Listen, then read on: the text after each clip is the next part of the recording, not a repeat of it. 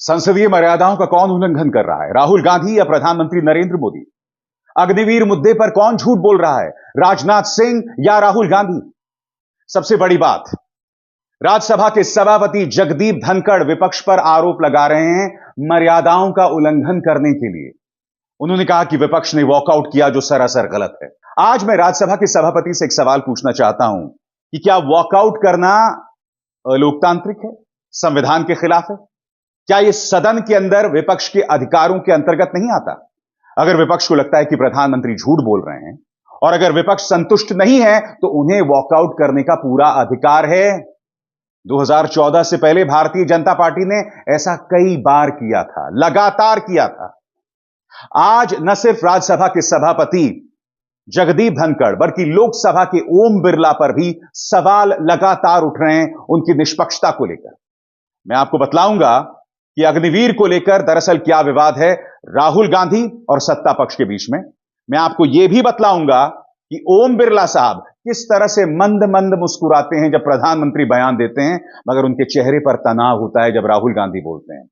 उसकी चर्चा होगी, मगर मैं आपको जगदीप धनखड़ का एक बयान सुनाना चाहता हूं। देखिए, मैं इस पर कोई टिप्पणी नहीं करूंगा। किस तरह से वो प्रधानमंत्री नरेंद्र मोदी का शुक्रिया अदा कर रहे हैं, देखिए। ऑनरेबल प्राइम मिनिस्टर, आपने मुझे भी एक मौका दिया है जो मेरे से पहले एक चेयरमैन को ही मिला है, to listen to the prime minister in his third term replying to the president's address. अब मैं आपसे एक सवाल पूछना चाहता हूं, क्या राज्यसभा के सभापति का संवैधानिक दर्जा प्रधानमंत्री से ऊपर है या नहीं? नंबर 2, क्या राज्यसभा के सभापति को निष्पक्ष होना चाहिए या नहीं होना चाहिए? मगर आपने इस बयान में सुना, प्रधानमंत्री नरेंद्र मोदी को लेकर पूरी तरह से भाव विभोर हो गए। वो मानो वो ये कह रहे हैं कि आपने जो किया वो बहुत महान काम किया और ये मेरा सौभाग्य है। और फिर वो विपक्ष पर आरोप लगाते हैं मर्यादाओं का उल्लंघन करने को लेकर। सुनिए उन्होंने क्या कहा। माननीय सदस्यगण, अत्यंत दर्दनाक, पीड़ादायक, अमर्यादित आचरण से देखकर मैं हूं। शासन तीसरे निरंतर लगातार काल में है। 6 दशक के बाद मैंने चर्चा की और मैंने अनुरोध किया कि प्रतिपक्ष के नेता को बिना बेरोक टोक बोलने का सुअवसर दिया। आज वो सदन छोड़कर नहीं गए हैं, मर्यादा छोड़कर गए हैं। आज उन्होंने मुझे पीठ नहीं दिखाई है, भारत के संविधान को पीठ दिखाई है। आज उन्होंने मेरा अनादर और आपका अनादर नहीं किया है, उस शपथ का अनादर किया है जो संविधान के तहत ली है। भारत के संविधान की इससे बड़ी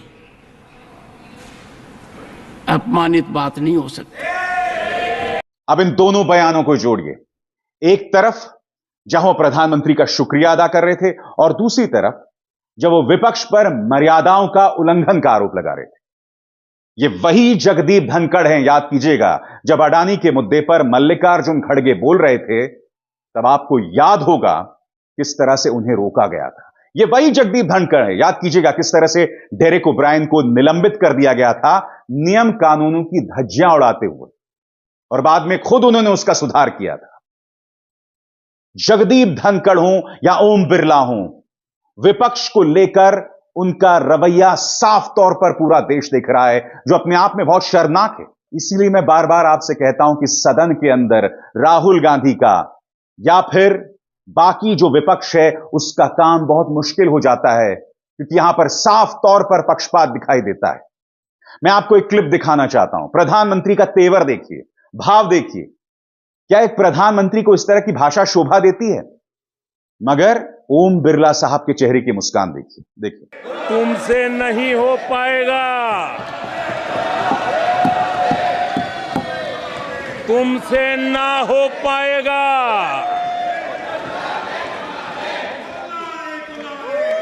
आज कुछ वीडियोस वायरल हो रहे हैं कि किस तरह से राहुल गांधी सदन में जो है गतिरोध पैदा करवा रहे थे, शोर करवा रहे थे, तमाम चीजों का जिक्र हो रहा है। मगर मैं एक सवाल आपसे यह पूछना चाहता हूं, प्रधानमंत्री नरेंद्र मोदी ने राहुल गांधी पर हमला बोलते हुए उन्हें बालक बुद्धि बताया। कल ही मैंने शो किया था कि ऐसी ढेरों मिसालें अब सामने उभर कर आ रही हैं जब प्रधानमंत्री हमारे बच्चों को लेकर आपत्तिजनक बयान देते रहे हैं। मैं नहीं भूला हूं कि राहुल गांधी पर निशाना साधने के लिए उन्होंने डिसलेक्सिया के शिकार बच्चों तक का मजाक बना दिया था। मैं नहीं भूला हूं जब प्रधानमंत्री गरीब बच्चों से मिलते हैं तो बीच में कटीली तार होती है, मगर हां, जब अमीर बच्चों से मिलते हैं तो उन्हें गले भी लगाते हैं, उनके कान भी पकड़ते हैं, अपने माथे पर सिक्का दिखाने वाला करतब भी दिखाते हैं। मगर सबसे शॉकिंग, बालक बुद्धि शब्द का इस्तेमाल करना। एक लोकतंत्र में एक प्रधानमंत्री कोई बात शोभा नहीं देती, मगर प्रधानमंत्री ने राहुल गांधी पर हमला बोलने के लिए वो बात कही। आपके सामने दोनों तस्वीरें हैं। राहुल गांधी की वो तस्वीर जो कि बाय द वे संसद की रिकॉर्डिंग की नहीं है, मोबाइल फोन पर ली गई है, मगर दूसरी तरफ प्रधानमंत्री जिनकी भाषा आपत्तिजनक है, जिनके शब्दों का चयन आपत्तिजनक है, और कभी कभी तो प्रधानमंत्री की जुबान लड़खड़ा जाती है। मुकाबला की जगह मुंह काला शब्द का इस्तेमाल करते हैं, जिसे कांग्रेस बड़ा मुद्दा बना रही। पिछले 10 साल में हमने जो स्पीड पकड़ी है, अब हमारा मुकाला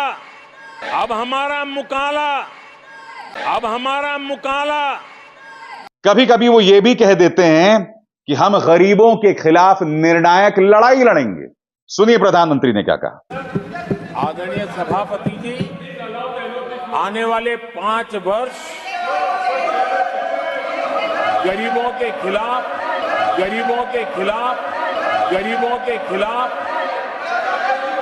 निर्णायक लड़ाई के हैं।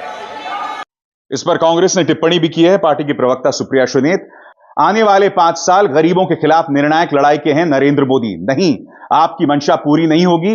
इंडिया चट्टान की तरह आपको गरीब के खिलाफ लड़ने से रोकेगा। मैं समझ सकता हूं दोस्तों, यह प्रधानमंत्री की जुबान फिसल गई, मगर इससे पहले भी राहुल गांधी की जुबान फिसली है। प्राइम टाइम में मीडिया उस पर डिबेट करता रहा है। राहुल गांधी ने अपने भाषण में कहीं पर भी हिंदुओं का अपमान नहीं किया। जब वो हिंसक शब्द का इस्तेमाल कर रहे थे तो उनके हाथ भाजपा की तरफ थे, और बाद में उन्होंने स्पष्टीकरण दिया कि प्रधानमंत्री, भाजपा या आरएसएस हिंदुओं की नुमाइंदगी नहीं करती। उनके उस बयान को ही हटा दिया गया। तो मैं आपसे पूछना चाहता हूं, प्रधानमंत्री की जो बार बार जुबान फिसलती है, या वो बालक बुद्धि शब्द का जो इस्तेमाल करते हैं, या जिस तरह की अंदाजे बयां हैं, क्या मीडिया उस पर बहस करती है? मीडिया अनर्गल मुद्दों पर बहस कर रही है, राहुल गांधी को हिंदू विरोधी बता रही है। इनफैक्ट राहुल गांधी ने अग्निवीर मुद्दे पर भी एक बयान दिया था। राजनाथ सिंह खड़े हुए और उसे झूठा करार दिया। राहुल गांधी ने एक और वीडियो पोस्ट किया है और उसमें उन्होंने शहीद अग्निवीर के पिता से बात की है, जिसने स्पष्ट किया है कि हमें केंद्र सरकार से मदद नहीं मिली और राजनाथ सिंह जो सदन में कह रहे थे वो झूठ है। सुनिए राहुल गांधी ने क्या कहा और तथ्यों के साथ उन्होंने क्या जानकारी रखी। नमस्कार। संसद में अपने भाषण में मैंने कहा, सत्य की रक्षा हर धर्म का फाउंडेशन है। जवाब में राजनाथ सिंह जी ने शिव जी की फोटो के सामने पूरे हिंदुस्तान को, देश की सेना को और अग्निवीरों को कॉम्पनसेशन के बारे में झूठ बोला। मैंने अपने भाषण में कहा था, मेरी बात मत सुनिए, उनकी बात भी मत सुनिए, अग्निवीर के परिवारों की बात सुनिए। कोई सहूलत नहीं मिली ना सेंट्रल गवर्नमेंट, पंजाब सरकार ने दी हमें, चलो जो भी है बनता हक, तो सेंट्रल गवर्नमेंट ने कुछ नहीं दिया हमें। बोलते आएंगे पैसे, इलेक्शन आ रहा है, वो आ रहा है, ना जाने कब आएगा। शहीद अजय सिंह जी के पिता ने मेरे और रक्षा मंत्री के भाषण सुनने के बाद ये बयान दिया है। जो राजनाथ ने कल बयान दिता कि 1 करोड़ रुपए का शहीद परिवार को भेज चुके हैं, सानू कोई मैसेज नहीं, ना कोई पैसा आया हाल तक। राहुल गांधी बहुत आवाज उठा रहा, सदन दे बैठा हंगामा कर रहा भी शहीदों के परिवारों को इन्हों की बनती जो सहूलत मिलनी चाहिए, अग्निवीर योजना बंद होनी चाहिए, रेगुलर भर्ती होनी चाहिए। रक्षा मंत्री जी ने संसद में शहीद अजय सिंह जी के परिवार से, अग्निवीरों से, सेना से और देश के युवाओं से झूठ बोला है। रक्षा मंत्री जी, आप इन सब से माफी मांगिए। डरो मत, डराओ मत, सत्यमेव जयते। अब आप बताइए, अग्निवीर पर राजनाथ सिंह झूठ बोल रहे हैं या राहुल गांधी झूठ बोल रहे हैं? क्या अब आप उस शहीद के पिता को देशद्रोही बताएंगे, उसे झूठा करार देंगे? बहरहाल इस मुद्दे पर रक्षा मंत्रालय का भी बयान आ गया है दोस्तों, और इस बयान में रक्षा मंत्रालय ने कहा है कि यह भ्रामक खबर है। मगर मैं जानना चाहूंगा कि जिस 1,65,00,000 का जिक्र यहां रक्षा मंत्रालय कर रहा है, इस 1,65,00,000 में इंश्योरेंस का पैसा कितना है? राज्य सरकार कितना दे रही है? या सीधे सीधे यह सवाल पूछा जाए, केंद्र सरकार ने कितना पैसा दिया है? यह स्पष्टीकरण भी तो होना चाहिए। और सबसे बड़ी बात, पूरे सम्मान के साथ मैं रक्षा मंत्रालय से पूछना चाहूंगा कि शहीद अजय के पिता क्या झूठ बोल रहे हैं? क्या आपने उनसे संपर्क किया, उनसे बात की कि उनकी नाराजगी की क्या वजह है? आखिर वो ऐसी बातें क्यों कह रहे हैं? मैं उस बहस में ही नहीं पड़ना चाहता हूं कि राहुल गांधी सही बोल रहे हैं या राजनाथ सिंह। मैं आपके सामने उस शहीद के पिता की बात रखना चाहता हूं, जिन्होंने राजनाथ सिंह को झूठा करार दिया, जिन्होंने भाजपा सरकार के दावों को ही झूठा करार दे दिया। उसके बारे में आप क्या कहना चाहेंगे, बताइए। और बड़ी आसानी से लोकसभा में चाहे ओम बिरला हो या राज्यसभा के सभापति मर्यादा की बात करते हैं। जब हम मर्यादा की बात करते हैं तो नंबर 1, वॉकआउट मर्यादा का उल्लंघन नहीं है। विपक्ष अगर सदन के वेल में आकर अपनी बात रखना चाहता है तो वो मर्यादा का उल्लंघन नहीं है। आजाद भारत के इतिहास में ऐसा होता आया है, यह पहली बार है जब उसको हम संस्कारों से, मर्यादा से जोड़कर देख रहे हैं। हां, जब प्रधानमंत्री बोल रहे हो या कोई भी नेता बोल रहा हो तो उसे सुना जाना चाहिए। मगर बड़ा प्रश्न यहां पर कि अगर विपक्ष वॉकआउट करता है तो वो मर्यादा का उल्लंघन नहीं हो सकता। उसे मर्यादा के साथ जोड़कर नहीं देखना चाहिए। हमारी जो संसदीय मर्यादा इतनी कमजोर नहीं है कि इन छोटी छोटी बातों से बिखर जाए। कांग्रेस ने इसे बड़ा मुद्दा बताया। क्या कह रही है सुप्रिया श्रीनेत, आइए सुनते हैं।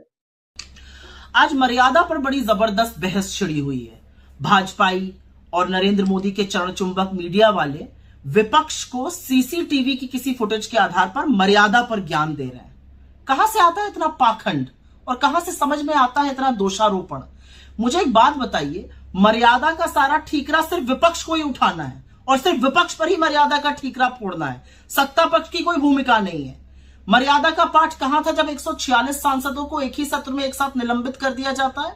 मर्यादा का पाठ कहां था जब विपक्षी सांसदों का माइक बंद कर दिया जाता है, नेता प्रतिपक्ष बोलता है, स्पीकर को दिखाया जाता है, तब मर्यादा का पाठ कहां था? मर्यादा का पाठ कहां था जब हमारी होनहार बेटियों को सड़कों पर रौंदा जा रहा था और पीएम मोदी बृजभूषण सिंह के साथ खड़े हुए थे, तब कहां था मर्यादा का पाठ? तो मर्यादा का ठीकरा विपक्ष पर फोड़ना बंद कर दीजिए। मर्यादा तो तब पूछी जानी चाहिए थी जब 2 घंटे 14 मिनट की स्पीच में सदन मणिपुर को न्याय दो के नारों से गूंजता रहा, लेकिन संसद टीवी ने एक बार भी नारों के पीछे के जो चेहरे थे उनको नहीं दिखाया, एक बार भी विपक्ष को नहीं दिखाया। तब सवाल नहीं पूछा गया आप लोगों से। जनादेश का पालन करना मर्यादा है और जनादेश यह है कि अहंकारी सत्ताधीशों को नकेल कसकर रखी जाए, उनको जवाबदेह बनाया जाए। मर्यादा सच बोलने में है, मर्यादा झूठ का पर्दाफाश करने में है, मर्यादा अन्याय के खिलाफ डटकर खड़े होकर न्याय की लड़ाई लड़ने में है, जो विपक्ष कर रहा है, जो राहुल गांधी कर रहा है, जो कांग्रेस पार्टी कर रही है। असलियत तो यह है कि मणिपुर 1 साल 3 महीने से जल रहा है। असलियत यह भी है कि मणिपुर में जो विवाद है वो 2 समुदायों के बीच में है। 2 सांसद वहां के उन 2 समुदायों का प्रतिनिधित्व करते हैं। एक सांसद बोल चुके थे, एक बोलना चाहते थे। यही विपक्ष की समूची मांग थी और समूचा विपक्ष उन सांसद के साथ खड़ा था और बिल्कुल वेल में आकर नारेबाजी की जा रही थी, मणिपुर को न्याय दो, क्योंकि यही लोकतंत्र है and disruption is a form of democracy. ये आपके नेता अरुण जेटली ने कहा है, जिनको आप भूल चुके हैं, पर हम नहीं भूले हैं। अगर सोती हुई सरकार को जगाना, नारे लगाना लोकतंत्र नहीं है तो लोकतंत्र क्या है? और इसीलिए बड़े दुख के साथ यह कहना पड़ता है कि मणिपुर को उसके हाल पर छोड़ देना, मणिपुर एक बार ना जाना, मणिपुर की समस्या का समाधान ना ढूंढना, जो सरकार अपना विश्वास खो चुकी है मणिपुर पे उसको बरकरार रखना, यह मर्यादा का उल्लंघन है। और अगर लोकतंत्र को बचाने के लिए, विपक्ष की भूमिका निभाने के लिए हमें बार बार नारे लगाने पड़े, बार बार वेल में आना पड़ा, बार बार मणिपुर को न्याय दो कहना पड़ा, तो हम कहेंगे, क्योंकि यही लोकतंत्र है और यही मर्यादा है। 10 साल से तानाशाही करते करते आप ये भूल गए कि अब सदन की तस्वीर और सदन की तासीर बदल चुकी है। मर्यादा का पाठ पढ़ाने से पहले अपने गिरेबान में 10 बार झांक कर देखिए, हर बार मर्यादा का उल्लंघन करते हुए आप पाए जाएंगे। सबसे बड़ी बात, विपक्ष के माइक ऑफ करना बंद करो, क्योंकि अगर सत्ता पक्ष के माइक ऑफ नहीं होते तो विपक्ष के भी माइक ऑफ नहीं हो सकते। दूसरी बात, जब सदन के नेताओं के बयानों को हटाया जाता है, एक्सपंज किया जाता है, तो उसको लेकर पारदर्शिता होनी चाहिए। वो पारदर्शिता लाइए, उस पारदर्शिता की साफ तौर पर कमी दिखाई देती है। तीसरी बात, राज्यसभा के सभापति जगदीप धनखड़ हों या लोकसभा अध्यक्ष ओम बिरला, दोनों के बर्ताव में निष्पक्षता दिखाई देनी चाहिए। सिर्फ नाम मात्र नहीं, वो दिखाई देनी चाहिए। हम लगातार देख रहे हैं, और आपको याद होगा राहुल गांधी का वो वायरल क्लिप, जब राहुल गांधी ने यह साबित कर दिया था कि जैसे ही वो कोई तस्वीर दिखाते हैं, कैमरा उनसे हट जाता है। आपको याद है कि नहीं, किस तरह से राहुल गांधी ने एक्सपोज किया था? सुनिए। शिव जी कहते हैं, सर देखिए मेरा वो हटा दिया आपने सर, वो देखिए सर हटा दिया, कैमरा से हटा दिया।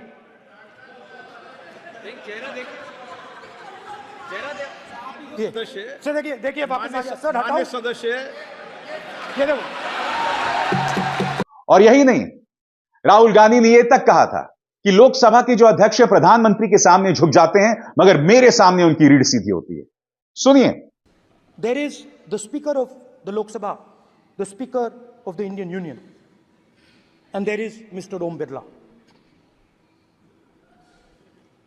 When Modi ji went and shook your hand, and I went and shook your hand, I noticed something. When I shook your hand, you stood straight like this and shook my hand. And when Modi ji shook your hand, you bowed down and shook his hand.